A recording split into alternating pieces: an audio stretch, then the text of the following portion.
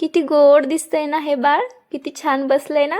पण हे जेवढं गोड वाटते ना तेवढं गोड अजिबात नाहीये. त्यांनी मोठा पराक्रम केलाय त्यामुळे त्याला इथे बसवले, कारण की त्यांनी खाली सगळीकडे पाणी सांडवले आणि थोडं जरी दुर्लक्ष अजून केलं असतं ना मी, सगळं घर ओलं झालं असतं माझं.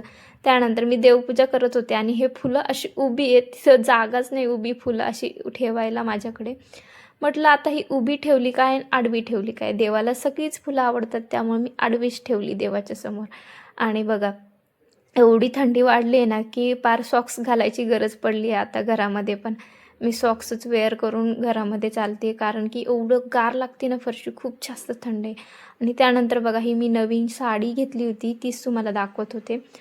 खूप छान साडी आहे. मध्ये बघा ट्रेंड आला होता येलो कलरच्या साडीमध्ये, म्हणजे येलो कलरची, यामध्येच ती येलो कलरची साडी होती, त्याचा ट्रेंड होता आणि त्याच्यातलाच हा पिंक कलर आहे. खूप छान वाटते ही साडी घातल्यानंतर आणि त्याच्यावर मॅचिंग हे मंगळसूत्र मी घेतलं आहे, डायमंडमध्ये आहे.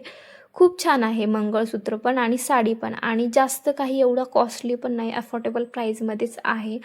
जर तुम्हाला ही साडी आणि मंगळसूत्र घ्यायचं असेल तर मला कमेंट करा किंवा कमेंटमध्ये पी टाईप केलं ना तरी पण मी तुम्हाला याची लिंक देऊन टाकेल.